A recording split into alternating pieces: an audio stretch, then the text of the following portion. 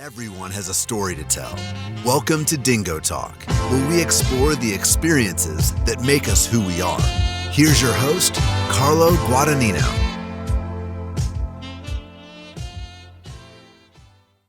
What's going on, Chuckleheads? I am Carlo Guadagnino. This is DingoTalk. My guest this week is the head football coach at the Coast Guard Academy, Coach C.C. Grant. Before we get into Coach Grant's story, let's talk about the Coast Guard Academy. They have 1,081 total students. It's located in New London, Connecticut. They have a 24% acceptance rate and a 92% graduation rate. Now listen, if you get accepted, it's tuition free. It's at the four-year Federal Service Academy. You also get a monthly stipend. And then upon graduation, you commit to serving a period of time. So normally that would have been the spot where I told you what it cost, but because it's a service academy, it's 4 years of tuition free. The top three majors that they have there are engineering at the Coast Guard Academy, engineering, management, and government and marine studies. And as I tell you every week, make sure, especially if the Coast Guard is what you're interested in, make sure you're talking to your guidance counselors, your coaches, the coaches up there. But let's talk about C.C. Grant for a second. I'm not going to tell his story completely, but just know we got 27 years of time at the Coast Guard Academy for Coach Grant, and we get to hear a little bit about a position that doesn't get utilized as much, his playing days at Cortland as a fullback. It's not my job to tell Coach Grant's story, though. It's his job. So without further ado, this is Coach Grant. What's going on, Chuckleheads? I am Carlo Guadagnino. This is Dingo Talk. My guest this week is the head football coach of the Coast Guard Academy, Coach C.C. Grant. Coach, thank you for joining us. Thank you for having me. Absolutely, Coach. We do this the same way every week. We throw you coaches in the time machine. We talk about your playing days, and we work to today. So talk to me. 1988, how do you find yourself at Cortland State? Actually, I got there in '89. I had previously been at Hudson Valley Community College, and some of the guys that I had played with there had gone on to play at Cortland. My younger brother, had already enrolled in school there. I went up. I liked it. At the time, Cortland had gone through a transformation. The football program had gone through a transformation, and I got to meet the coaches there. And they were doing a great job. So I decided, by then I think I had found myself kind of figured out that, I want to do something and probably be a phys ed teacher and stuff like that. So Cortland was a good fit. So I joined a program that had already started on a climb to the upper echelons of Division III, especially in the Northeast. So went there, absolutely loved my days as a player and as a coach at SUNY Cortland. Now, Coach, fullback in the late 80s, early 90s. That's for those of you that don't understand, the fullback we used to be in the backfield. I know it's very few and far between do you find a fullback, so I thought that was interesting. Now, once your playing days were done, when did you know that you wanted to get into coaching? Part of the degree at Cortland, you had a student teach. And I went through that and I'm like, yeah, I'm probably not cut out to be teaching. My patience is always something that I have to work on. And definitely when you're teaching middle school kids and kids that aren't yours, you become a little bit less patient. So probably at that point, you miss football. You know that the one way to stay involved was to coach. And I was real fortunate that Dave Murray, who had become the head coach, gave me that opportunity to stay on. I got my master's right there as I coached. Back then they had a JV team, so I got my feet wet doing that, doing some GA stuff, which is a little bit different than it is today when you had to get up on Sunday mornings and go do tape exchanges and all that type of stuff. But it really taught me from an early standpoint. The work ethic that I would need to stay in the business for a long time. The long hours in the office, doing the stuff, the small things the recruiting on the road, those type of things. So Coach Murr gave me an opportunity to do that. And I'm glad he did, because I really kind of found something that I really loved. The next best thing besides being able to actually play the game was actually the coaching.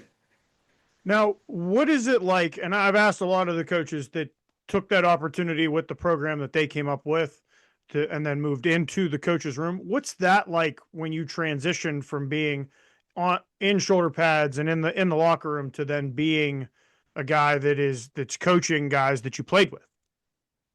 Um, it wasn't too hard. I think the hard thing when you become a coach, first of all, you a lot of ways you expect people to be like you were when you played, Okay. right? And not everybody is a do or die football fan or football person like I am, right? So, for instance, there was the Hall of Fame game was on the other night. I sat down and watched that game for 3 quarters, just the first football game of the year, you know. Right. When the high school games start coming on ESPN here in a couple weeks on those Friday nights, I'll sit down and watch those games. So you got to understand that from a young coach standpoint, not everybody they like the game enough to play it, but they might not like it as much as you, Mm-hmm. or even like the teams that you played on. Are those teams going to be just as good, or are they going to take a step back? Those are all things that you got to understand as a young coach going in. But you have to understand also too that I think the most important thing was that as a player, when I was growing up, I was always surrounded by good coaches, Mm-hmm. and they always showed me that they cared. So, and that way, I think if you get that, if you have that understanding as a coach, what's the old saying? Kids don't care how much you know till they know how much you care. That you're invested in them as not only players but as a person. Um, they'll give you everything that they got.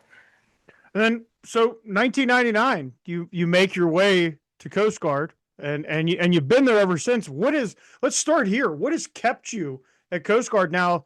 27 years and 6 years as a head coach. Um, I became the head coach in the spring of 2020. Okay. But the kids here are phenomenal. So if you went to Army, Air Force, and Navy, and you ask the coaches there, what's it like? The guys who have been there for a while, they'll tell you, um, not necessarily coaching in those big rivalry games, but just the kids themselves. And, they really buy into the program, the whole brotherhood aspect is true here. Um, and it's been just a phenomenal place to work. The people that you work with are good folks. Mm-hmm. So, Coast Guard's kind of a hidden gem too, and as far as a place to work, it's phenomenal. Besides you come to work every day, you look out, you see the water, you get to a point where you kind of take it for granted. But the kids here are absolutely phenomenal, and you get them from all over the country too. That's the other aspect of being at not only a service academy, but a school that's from an academic standpoint is top notch. So we'll probably have on our team this year probably 30 or 35 different states represented, including Alaska and Hawaii. So, yeah, and like I said, because of the draw, you're drawing kids from all types of different backgrounds and from all over the country, and they're unbelievable to work with. And Coach, I was as I was looking at and I'm looking at it right now, from 2010 or from 2007 to 2020, you were the head baseball coach as well. I was. Why? I was. Why be the baseball coach? How did that come about? So actually, when I first took the job, it was assistant baseball, assistant football. So the Coast Guard's motto was very old school, where you have coacher, teacher, coach, Mm-hmm. right? So I still teach classes, and so when I got here, I was assistant baseball, assistant football, and as the time kind of go on, the guy who I worked for under the head baseball coach, Pete Berry, was also the head basketball coach. So Pete was kind of later in his years, and he's thinking about retiring. He goes, I don't want to coach baseball anymore. And he recommended to the AD at the time, hey, I think Coach Grant is ready to take over the baseball program. Whether I was or not, they gave me the opportunity. And looking back on it, it really set me up for the job I have now.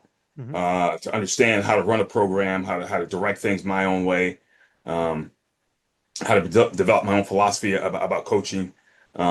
So that kind of set me up to be the football. So when the football job opened up, I applied for it, and I was happy either way.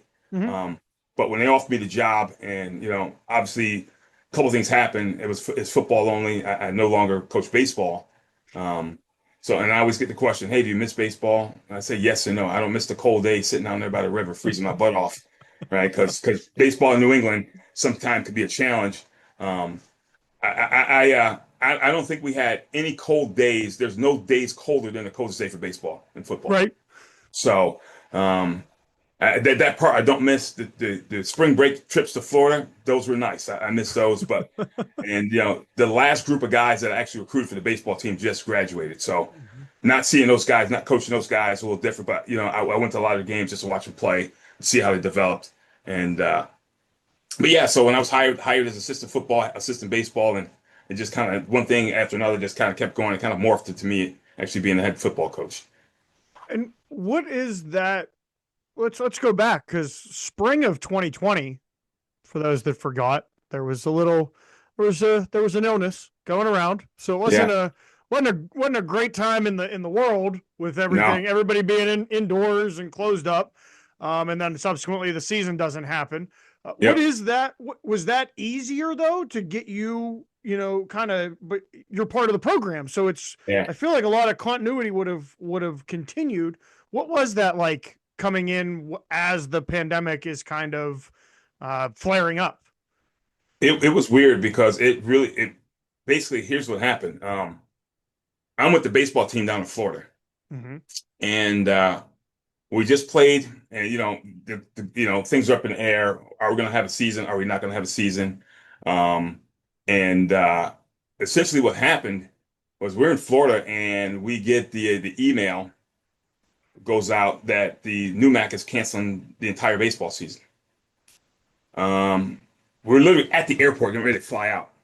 About maybe 10 minutes later, we get something from the All Coast, from a Coast Guard alert to basically shelter in place. The academy shutting down, do not come back after spring break. So we're flying back on a Thursday. And it probably was, we lucked out that we were in the airport when it happened Mm-hmm. because a bunch of the kids got on the phone, got in touch with their parents, changed their flights from where we're coming back here. I think we flew into one of the New York airports. Instead of flying in there, they flew home. So on the way back, included the softball team actually that year was in Fort Myers with us. I think we had a total of 7 kids total out of both teams, and just the coaches came back to the academy. Um, that following that following week, I think I found out that I was a choice to be the head football coach. So nobody's here. So I literally have to pick up the phone and call all the baseball kids, Right. and then pick up the phone and call all the football kids to let them know that hey, I'm taking over. I'm going to be the new head coach. Just checking in on kids too to see how they were doing. What was one of the jobs of uh, just the guys that were like you said, it was a tough time, Right. and people were pinned indoors and stuff. So I was just checking on kids, see how they were, see checking on the family, and then obviously I had to call recruits and check on them and try to make sure we end up with a decent recruiting class. And it took us a while to bounce back from that because we had one of the smallest classes ever in Coast Guard history as far as the incoming class that would come that year. So Right. it wasn't easy. It wasn't easy. Now, Coach, you touched on it a little bit about the recruiting, and it's a nationwide thing. Talk to Yeah. us about what is a Coast Guard guy? What are you looking for? What's the academy looking for? What are the expectations when a recruit decides the Coast Guard is where they want to go? Well, the first thing we're going to look at, kid could be a great player, but the first thing we're going to look at is academically. Does a kid have what it takes to get in here, to be accepted, to gain an appointment to the academy, Mhm. or to get or gain an appointment to the into the prep program? Obviously, we're looking for great players like everybody else. Um, the funnel gets you may pour a lot into the funnel, but the funnel narrows down pretty quick Right. because a kid's got to want to serve. He's got to want something that the Coast Guard offers him, or something that we can gain from him later. For instance, these kids graduate as federal law enforcement officers, so we have a ton of kids come here that have aspirations to do some type of law enforcement, whether it be in DHS or go into we've coached several guys who've gone to the FBI. Hmm. Some guys want to looking at the Secret Service. So if they're looking at something like that, or kids want to fly, we get a ton of kids coming here. that want to fly. So we have something that you want because it's not easy, and we make that known from the get-go.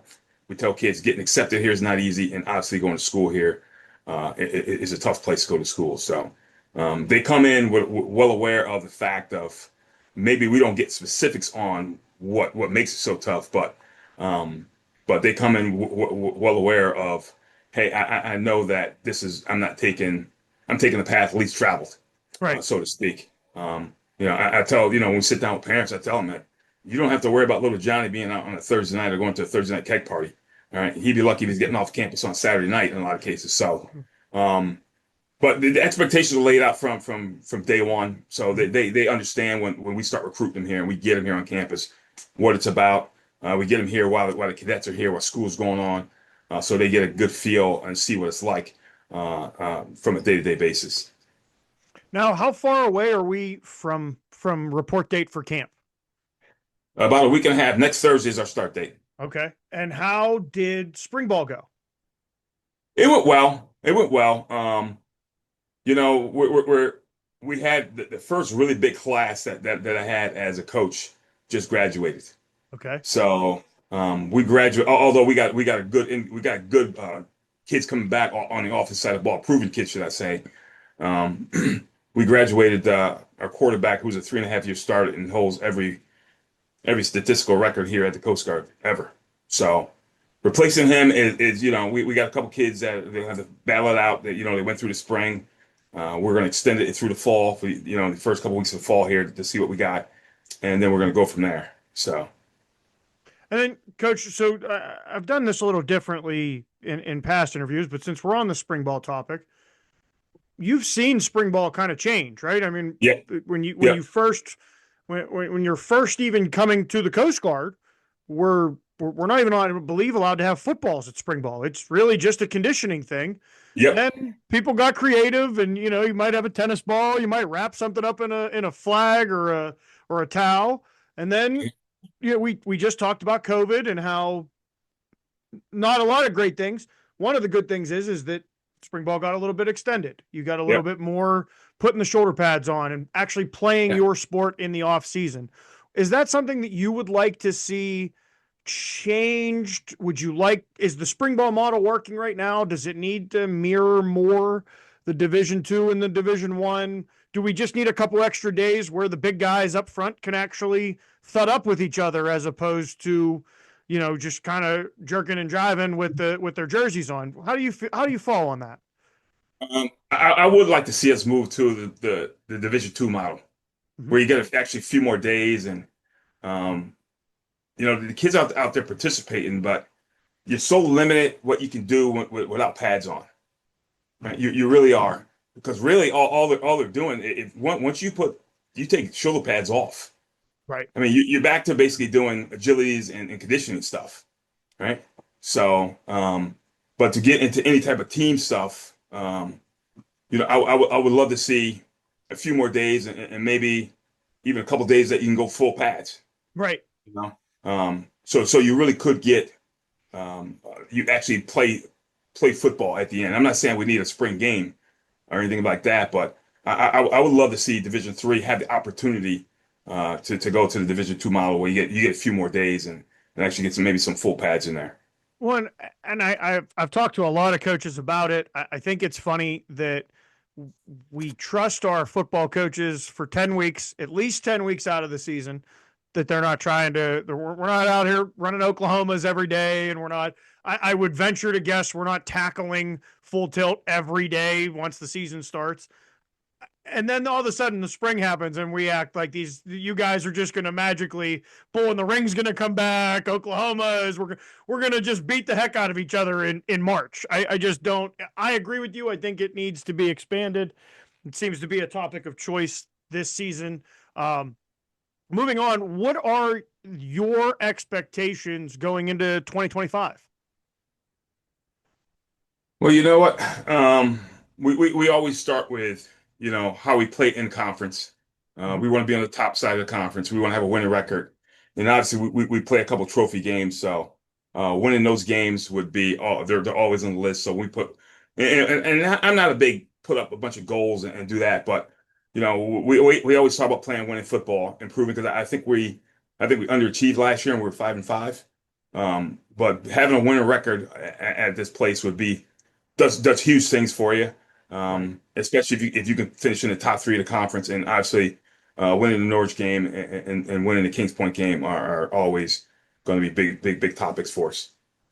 Now, talk to us a little bit about the Coast Guard Academy. You told us you get to look out you almost take it for granted. You got the water, you're right there with the water and whatnot. But talk to us about the area. What are people coming to when they come to the Coast Guard Academy? The area we're located in southeastern Connecticut. We're probably about evenly distributed between New York and Boston, right on the 95 corridor. Uh, Nice area. Mhm. Like I said, it's a small campus. We're 103 acres total, Oh wow. from the street to the water, and from the south of the campus to the north campus, a total of 103 acres. We have 24 varsity sports, which is great for a student body of about 1,100 kids. Right. And out of all the service academies, we're almost 40% female. So, well, Army, Navy, and Air Force probably maybe around 20. Okay. We're up around 40. So, and we have sports probably that normal colleges, and if you're not, especially if you're not a water, don't have. So, we have crew, we have sailing, rifle and pistol. Um, so. Do you think, especially 40% female, do you think that we'll see the academy and maybe subsequent other military institutions go down the road of the women's flag football coming to the campuses as well? I noticed, I think it's like 4 or 5 conferences this year have announced that they're going to kind of start up the female flag football leagues. I'm just interested to see, especially with a 40% female population. I mean, I feel like it would be a heck of a lot of people to pick from. Yeah, I think that would be tough here. Okay. Just from a field standpoint, uh, the football field also acts as the lacrosse field for men and women. Mm-hmm. Um, so it's literally like we walk off the field on a Tuesday night or a Wednesday night, and either men or women's lacrosse is coming in behind us. Okay. So for their fall ball that they play, and it's vice versa. Same thing in the springtime. We practice at 5:30 in the morning, so we don't have to run into the men and the women in the afternoon. Field space would be something that would be tough to do. I don't know if there would be the interest here Mm-hmm. uh, from women's flag football. Again, because here's the thing: if you did start that up, you would be taken from some sport. Okay. You would be taking girls away from some sport, and I don't know what that is, but that's you probably would be. Now, 2024, we had a couple things kind of come down the pipeline in the April meetings, and then were kind of put into play right away. The one was the expansion of the playoffs, which I don't think anybody was against. I think it's the right number. It's at least a step in the right direction. I think it's a great number. Obviously, 41, 42, 43, everybody's going to be a little, what did we have to do to get into that spot? The big question I have is the iPads, the addition of the iPads on the sidelines up to 18. I haven't found a Division III program that used 18 of them. um, did you guys utilize the iPads? Did it help? Was it as a conference? Were you guys using them? Let's start there. I'm all for it.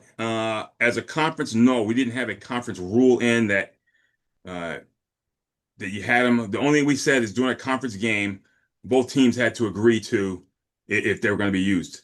So Okay. some teams uh, did not want to spend the money on it. When it came down, if I believe right, when that ruling came down, it was kind of late in the year. Very late. So teams didn't have the money put aside to make those purchases. Right. Right. So some programs decided, no, we're not going to use it. Therefore, if we go play against a school and they didn't use it within conference, then we couldn't use it. We had something that we used, but it wasn't very good. This year we've gone and we'll use GameStrat this year and give that a try. We've already, the iPads have been purchased and everything, so we use them, and it'll be just a matter of setting it up and playing with the technology a little bit before the season. So when it does start, we'll hit the ground running. And does this addition? Obviously, I know that and I'm going to use targeting as the call for this question.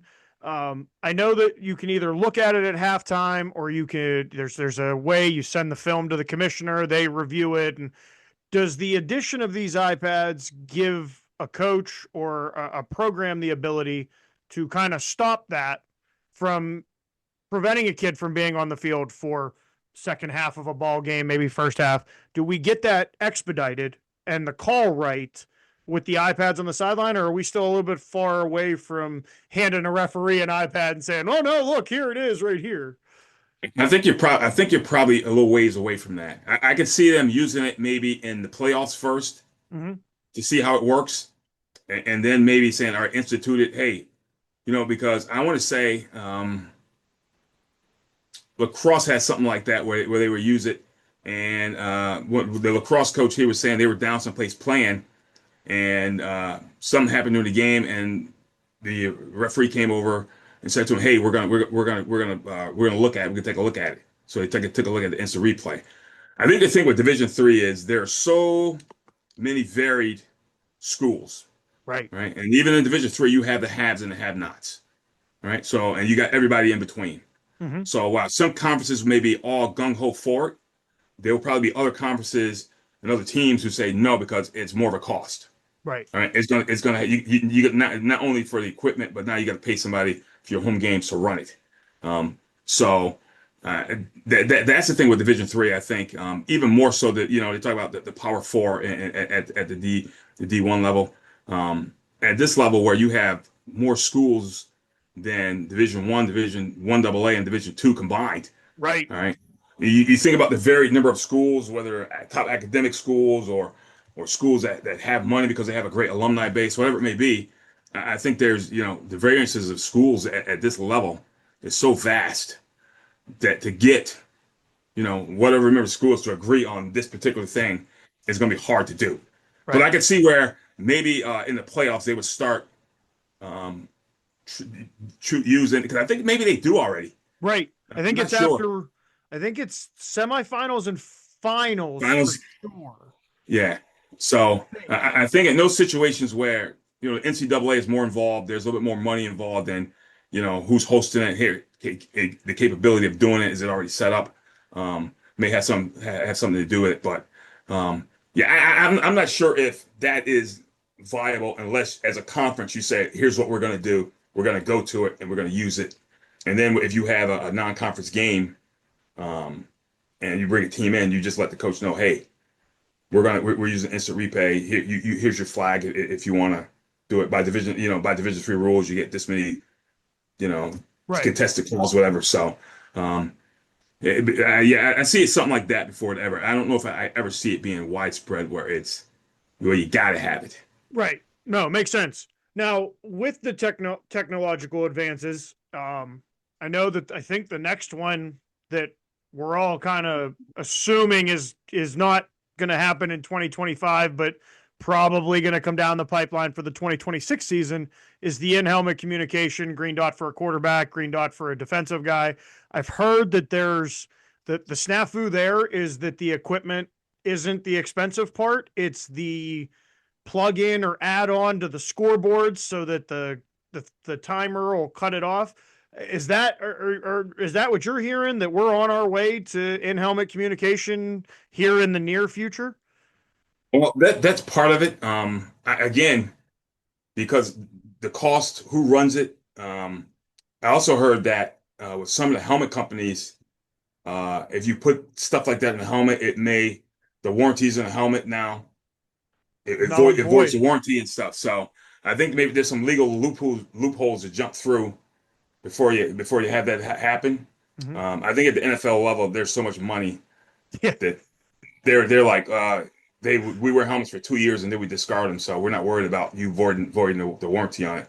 Right. We'll buy you a new one. So, but yeah, again, technology keeps moving, and again, if you're a have and have nots, you can say, "Yep, we're gonna do this." You know, the head coach goes in and talks to his AD, says, "Hey, I need $30,000 to do this. It's going to make us better." And the AD may be like, "All right, I'll reach out to a couple of alums and see what we can do." Right. And next, you have the system, right? And they provide you somebody to run it, to shut it off after a certain time. And but again, I think that may be something too. If your team has it and my team doesn't, we have to agree before the game. And me not having it, I would say, no, I'm not agreeing to you guys having it in your helmet because it puts us at a disadvantage.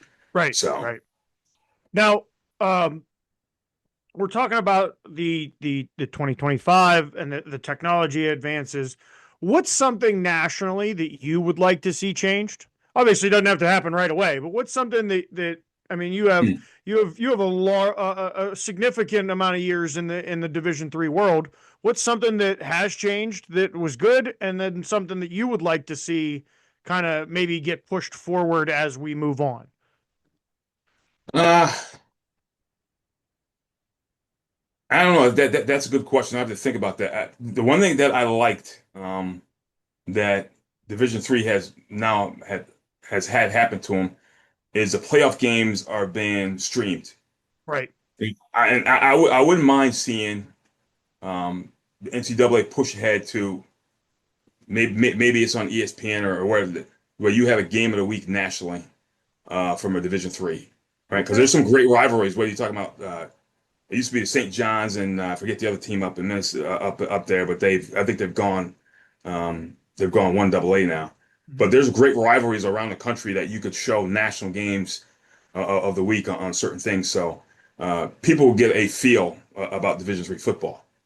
Because every kid you Right. talk to is he's on his on X, saying, "Hey, I'm ready for my offer and this and that," but you have no idea. And the game of recruiting has changed at different levels outside here at civilian schools, where kids are, open transfer rules and those type of things. So I think for kids to get it would help them get an idea of what and feel of what Division III football is really like. If they could be invited behind the walls of the Coast Guard Academy and to see you play, or invited other places around the country where they could see you play, to get a sense of what it's really like. That would be something I think would be really cool. And on that note, broadcasting the games, do you think that it's a slippery slope starting to put the Division III games behind a paywall? Which I'm a big. I like having the ability to watch the games. I'm a big D3 fan. I'll pay Flow Sports what they need. Yeah. I don't know that if we're trying to promote the brand exactly what you're saying, where we want to get eyes on it, I don't know that putting it behind a paywall is necessarily a good thing. Is that how do you feel about the paywall? I think if you're going to put it behind a paywall, I think you have to be careful, and I think you have to know what you're getting yourself into. Is the quality, right? You start charging people, all right? If you start charging people, you can't be upset if they start pissing and moaning because the game's cutting out every Right. two plays, and that little circle spinning, and mom and dad are home and they can't see little Johnny play because he's playing across the country. And when it used to be free, they used to stream the games for free, and now you're paying, whatever, $150 for the season, Right. and you miss half the games because whether it be there's not enough stuff pushing the system or whatever, too many people watching, or I think that's a careful thing that you have to be, and schools have to be aware of that. Sometimes you may not be getting what you're paying for. Right. Right. And like you said, it was one thing when you were clicking on a game that was being streamed from the athletic page that you Yeah. knew was being streamed from the facility. If Yeah. it snagged up or technology, nobody was complaining because you reload your system and you're good. Yeah. Now you got to relog in. You got to hope that the game gets popped back up, that you didn't Yeah. miss a segment of the game. Like you said, mom and Yeah. dad don't want to do that.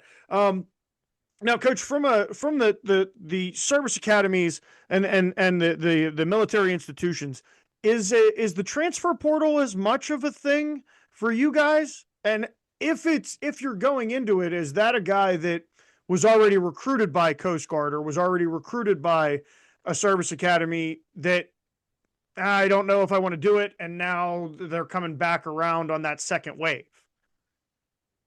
I'll tell you what my friends at the Naval Academy told me. Say, Coach, we have to recruit our kids all the time because the transfer portal works one way with the service academy, and it's out. Okay. So we don't use the transfer portal. We don't go in. The thing here at the Coast Guard, even if you transfer in here, it's still a 200-week program, so you still have 4 years, Yeah. right? So a lot of ways that's going to dissuade a kid from, do I really want to do it? I only have 2 years to play. Why am I going? Not unless a kid really wants to serve, right? So, for instance, this year there's a kid who wants to transfer in.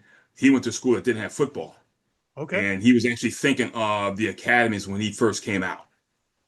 And he's like, you know what? I thought about the academies, and I should have did it, and I ended up going to a school of kids from Texas. And he was like, if I get in, would you accept me to come and play? And I watched a kid play on film, and I'm like, yeah, absolutely. So, and because he's going to a school right now that doesn't play football, he's going to have at least three, and depend on what the NCAA says, he may have all 4 years to play. Right. So every once in a while, you get a kid like that who's looking at transferring in. But a lot of times when a kid sends me an email, hey, like your program, would love to come check me out. I'm looking for the next place. I'm not happy where I'm at. Just the first thing I'm saying, are you aware that this is academy, what a service academy is, what we do, what we're about?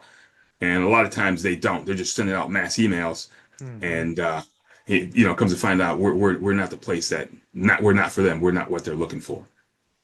Now, can you talk to us? What's it like talking to an 18-year-old who's made that decision that they want to go to the academy?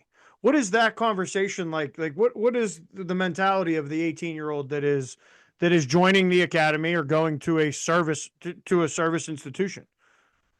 So most of the time, kids that have an idea when they come here, they've done the research, and we always tell them, research, do your background checks, really check us out thoroughly.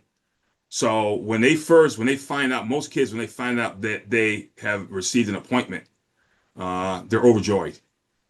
They're overjoyed. Wow. I can't believe I got in. I'm like, yeah, you got in. I want you to come play for me. So that is generally. Sometimes there's screaming in the background. Sometimes there's crying. Mom and dad in the background. And I think part of it is, you have a class. You bring a class of 300 kids. From 2,500 completed applications. So you understand, how hard it is, and what you're at, and what you're looking at. So I think that for those kids, they know that. So it's not lost on them what they just accomplished. Although the work has just begun. To be selected to go to a service academy is a pretty special deal. Now, does that still come with you need an endorsement from a representative, a senator, a congressman, anything like that? Like, if I'm right, the Naval Academy Army, they need you. You got to have not only you got to have all your ducks in a row and everybody on your side, but you also have to have somebody that's in a position to say, yes, I support this person going. Is that how it is at the Coast Guard? No, you're right. At West Point, at the Naval Academy, and at the Air Force Academy, you do need a congressional nomination. Right? At the Coast Guard, you do not. It's all merit based. So it's based on your number one, your academic performance, high school performance, and then they're going to start looking at your leadership potential, and how well you do on your application. All the essays and stuff you have to write, and you put a packet together. It's pretty thorough, pretty intense. But they look at you fairly closely to see, and yeah, if you play a sport, that does help a little bit. But I'm not getting anybody with a 2.2 in here with a 700 SAT. I can tell you that. I didn't think so. Coach, what's the significance of Division III? What makes Division III, especially Division III football, since that's what we're talking about, what makes it so special? I think number one, participation, mass participation, that kids can come and be on teams. There's no roster limits as far as I know. Maybe within conferences. I think the NASCAC we're at 75. I think they raised it. They raised it during the COVID stuff.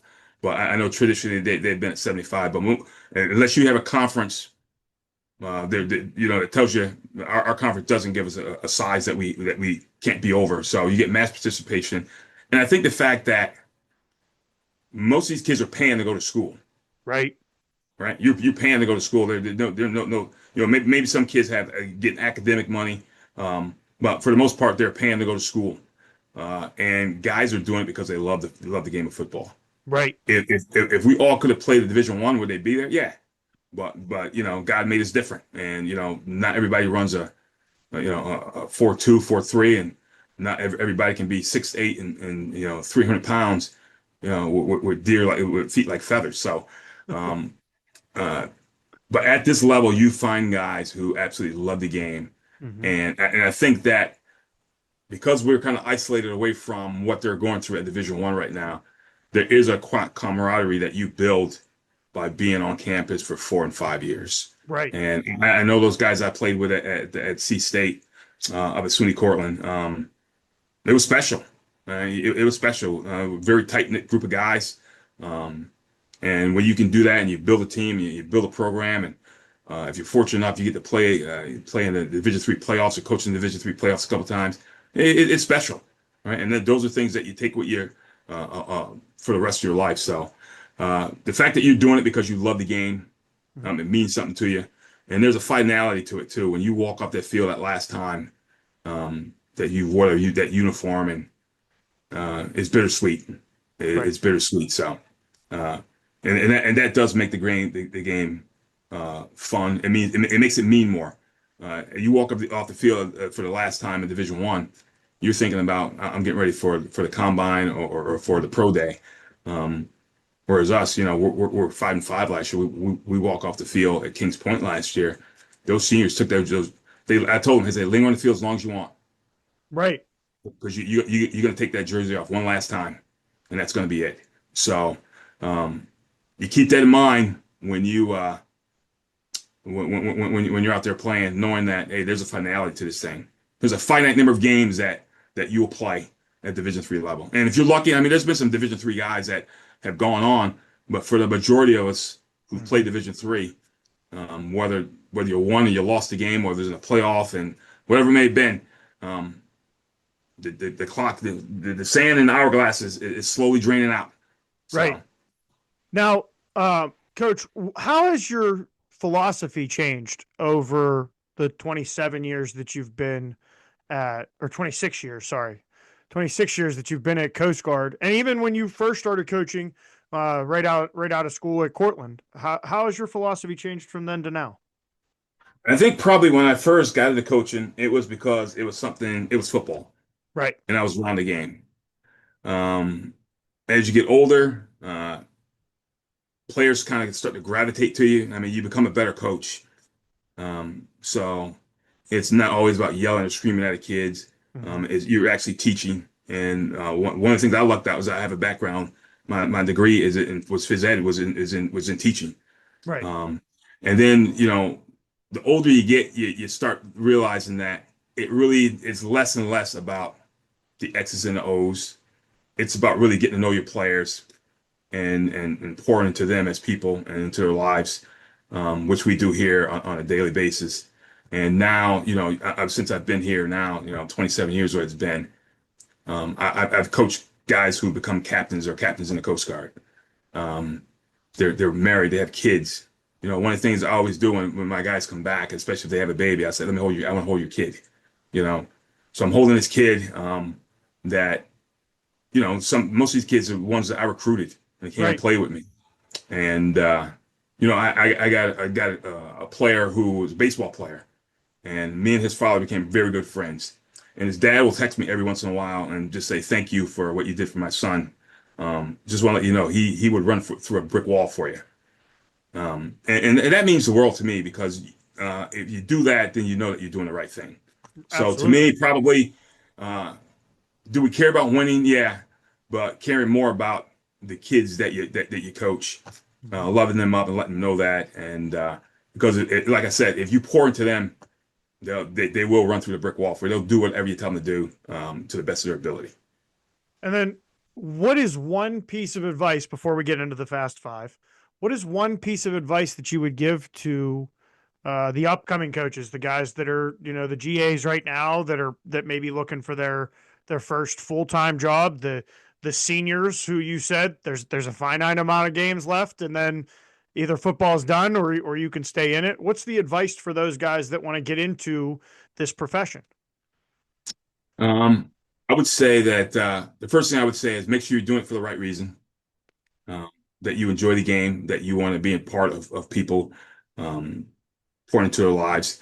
Enjoy the grind, right? Because you only saw, if you're getting into this thing, you're only seeing it from a player standpoint. Right. Where when the players are back doing homework and everything, or hanging out, sometimes we've left here, they're probably in bed. We're still in the office. All right. Those long Sunday, Monday, and Tuesdays. All right. So make sure you're getting it for the right reason, because if you really love what you do, then the grind part of it won't be a problem. Right. And the last thing I would say, don't be so quick to leave a place that you really like. Because everybody's always chasing. I want the next best thing, the next best thing, the next best thing, and you may be at a great thing. You leave it for more money, or you think you're making an upward climb, and it may not work out the way you want it to. So, see the young kids getting into the game today is like, hey, don't be afraid to work or do the extra work. And you may not get the praise for it. No one may slap you on the back, but just keep your head down, keep grinding through, because eventually somebody's going to see you and it'll pay off. Coach, if you could live anywhere in the world, where would it be and why? Oh, This is where football goes out the window. This is just you. it would probably be, and because I'm married with my wife, it would probably be back someplace in New York State. And the reason why is all my family's there. My mom and dad are still there, brothers, sisters. So be somewhere in New York. What's the most important lesson that you've learned over your career?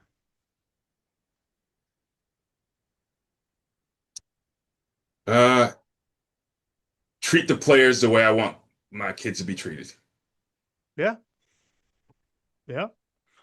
If you weren't coaching, what would you be doing? Oh, I wasn't teaching the way I feel now. Hopefully, I would probably be still teaching, but maybe it would be teaching golf or something like that. Okay. Okay. What's the best compliment? I think you gave it to us already, but what's the best compliment you've received? Besides that one, normally when people tell me how hard my kids, our players play, Mm-hmm. I can't believe how hard your kids play for you. It's probably from a coaching standpoint, or when we used to travel with the baseball team, I would get, you should be very proud of these young men. Astounded the way they act, the way they talk, just the way they represent the Coast Guard Academy. And a lot of times they said we didn't even know there was a Coast Guard Academy. But your kids are very respectful, and they should be very proud. You should be very proud of how they are. So, right. And then the other side of compliments. What's the best insult you've ever gotten? And listen, as a fullback, I feel like you had to have heard some really good stuff being that close to the line, because them guys on the other side of the ball, they talk a lot. So what's the best insult you've ever heard? probably early in the game, my senior year, first play of the game, we run either ISO or power. And I go downhill and I smack this linebacker. And he's all whooped up. It's the first game of the season. And he tells me, 31, you're soft, and this hole is closed for the rest of the day. Oh. Was it? Let's just say at the end of the game when we won 41-7. It wasn't closed. Yeah, we opened up a can of what on them a few times. It sounds like the A gap, the B gap, the C. It didn't sound like any gaps were closed. Yeah, we wore them out. We rushed for like over 200 yards that game, and it was a great way to start the season. So, yeah. And then last question I ask everybody, was there a question that you were expecting me to ask you? And if so, how would you have answered it? Not really. I guess the one thing I thought that you would ask more about would be the Secretary's Cup game, the game against Kings Point. So, the rivalry game. I thought maybe you would ask a question about that, but what I would tell people is say, hey, when they ask about the game, how did it come about? Well, both believe it before 9/11, the Coast Guard and the Department of Transportation were all under the Coast Guard and Kings Point, the Merchant Marine Academy, were both underneath the Department of Transportation. After 9/11, they separated. The Coast Guard went under the Department of Homeland Security. They basically stood up another department. Right. And so we were playing for the Secretary's Cup back then, but I think probably now that we're in a different department, it means even more now. So, but big rivalry game. Early in my career, I would come off the field after that game or at halftime, and I would always want to know, my question to the SID, I would always say, hey, what's the score of the Cortland-Ithaca game? Because we play the same weekend. So I've been involved in a rivalry since I was a player at Cortland. Obviously, the Cortica Jug. Oh, yeah. I came here, and I'm involved in the Secretary's Cup. So similar field of how the schools kind of feel towards each other. It was maybe there may be a little more hatred in that Cortica Jug game, but two great programs going at it. Two great programs. They both respect each other. There's no difference here that, things may get heated between the students, but on the field, we respect what they do down there and what they've been able to do. So, but for me, I tell my guys this all the time. I say, guys, there are kids who play football from the time you did, starting in 6th and 7th grade, all the way up through high school and then college, and they're never involved in a rivalry game. Right. That happens. The fact that you have a rivalry game now that's on ESPN every year. You have a rivalry game that this year will be played at Fenway Park in Boston. I want you to understand how special this is that you get to do this. Absolutely. And so kind of take it all in. And I think because I was at Cortland and played in that game and then coached in it, it's helped me, now that I've become a head coach, it's helped me prep my team on how to play in this rivalry game. So, like I said, it's a special game. Kids will be charged up for it. And, even now I had some of the 4th class kids in here, the swabs in here, and they were talking about it. But we were just at Fenway on Saturday. And the two superintendents from the school threw out the first pitch of the game. So, okay. So that was kind of cool. The big deal is everybody around here is going to make a big deal about this thing for the next 16 weeks. And for my guys, it's got to be, all right, we get to a certain time and then we got to just shut it down. Right. Shut it down. And we go week to week to week to week. Who do we have this week? Who do we have this week? Who do we have this week?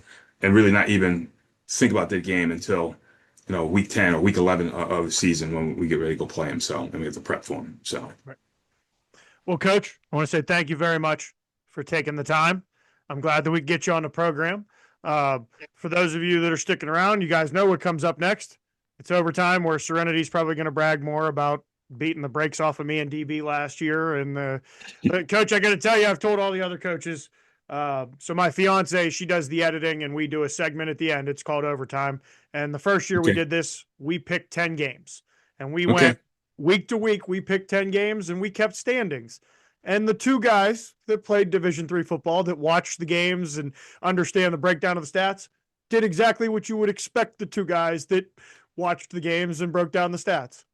So we made a couple jokes. And then year 2 came around, and we made a couple jokes in week 1, and we made a little less jokes in week 2. And by week 6, we weren't in the competition anymore. We were just hoping that it wasn't going to get ugly. And thank you, DB, for making it closer than it was. But she beat the brakes off of us. We got to the second round of the playoffs, and there was no math. Nope. Nope. All right. So we got to go 8-0, and she's got to lose every game. So, Hmm. so we're heading to that segment. But again, I want to say thank you very much. Good luck this year. And I can't say thank you enough. I really appreciate you taking the time. But we'll be right back, Chuckleheads. What's going on, Chuckleheads? Welcome to Overtime with Serenity Brown. That's Serenity Brown. I'm Carlo Guadagnino. I want to say thank you to Coach Grant for taking the time. I've really had a fun time talking to the military academies this season. And I also want to point out for anybody that's been watching and has noticed that my exit to almost every one of these interviews has been the same. It's because I didn't know which one was going to be the first one. So every one of them, we have to hear me say that we're going to overtime, and Serenity, I'm going to eat crow because she kicked the shit out of us last year.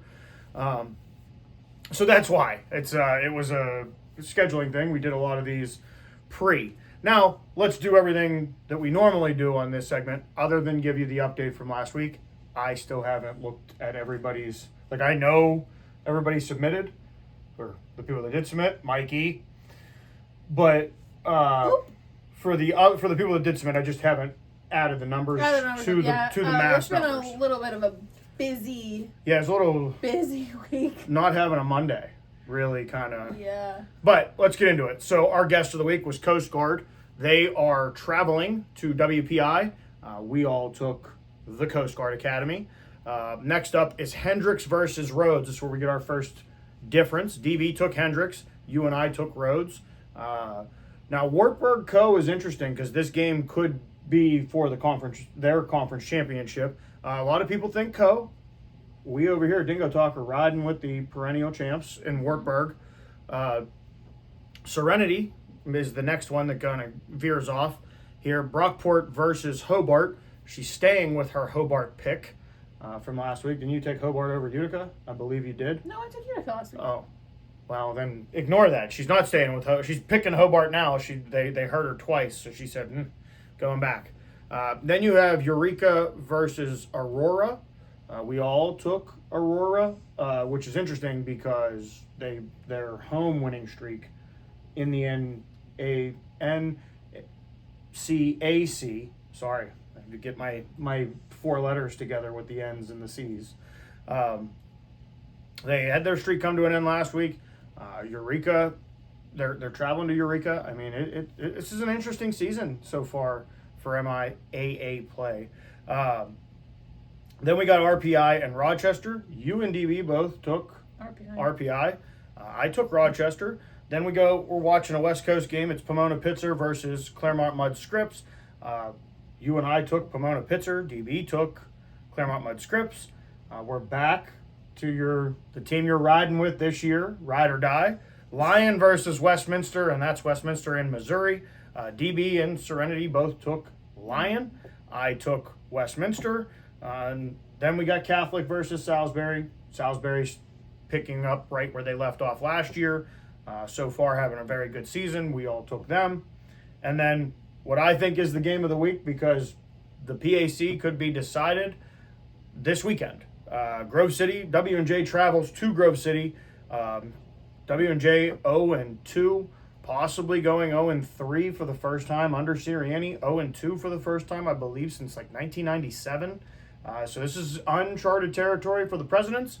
And then on the other side, Coach DiDonato and the brick-by-brick guys up there in Grove City, they're rolling. I mean, both teams got a week off to prepare for each other. Obviously, W&J had the loss to Hampton-Sydney, and Mount came to town up there in Grove City and did what Mount does. That being said, we all took Grove City. And I will say this, I think that if Grove City can get the win, it's their conference to lose. Let's not forget about Westminster. It's the Westminster and PA, not the one that we had on the board earlier.